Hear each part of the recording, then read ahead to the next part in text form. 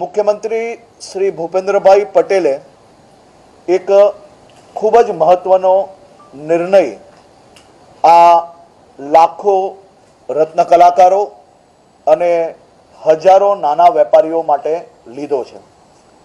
રાજ્યના હીરા ઉદ્યોગના કલાકારો અને એકમોને આર્થિક રાહત પૂરી પાડવા અને ઉદ્યોગોની સ્થિરતા જાળવવા માટે એક સહાય પેકેજ મુખ્યમંત્રી શ્રી ભૂપેન્દ્રભાઈ પટેલના માર્ગદર્શનમાં તૈયાર કરવામાં આવ્યું છે।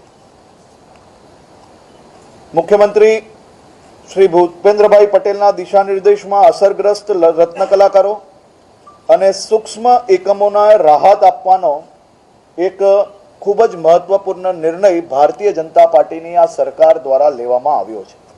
રત્ન કલાકારોના બાળકોની શિક્ષણથી વંચિત ન રહે તે માટે 1 વર્ષ માટે તેમની શાળાની ફી રાજ્ય સરકાર દ્વારા ચૂકવવામાં આવશે।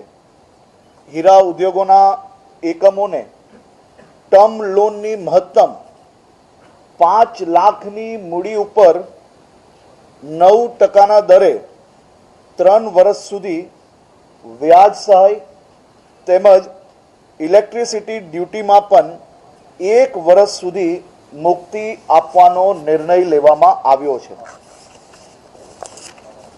આના નિયમો બનાવવામાં આવ્યા છે અને એની કમિટીઓ બી બનાવવામાં આવી છે। રત્ન કલાકારની પાત્રતા આ સહાય યોજનામાં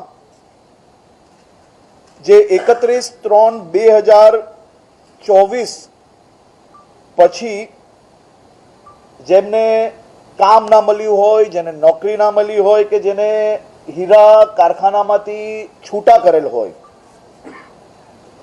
આ પૂર્વેમાં એવા રત્ન કલાકારોએ ઓછામાં ઓછા 3 વર્ષ કોઈ પણ હીરાના કારખાનામાં કામગીરી કરી હોવી જોઈએ।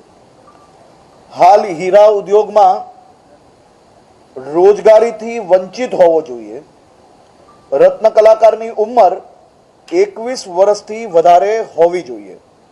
રત્ન કલાકારોના બાળકોને 1 વર્ષ માટે ફીના 100% લેખે પ્રતિ બાળક ભરવામાં આવેલ સ્કૂલ ફી મહત્તમ 13,500ની મર્યાદામાં હોવી જોઈએ।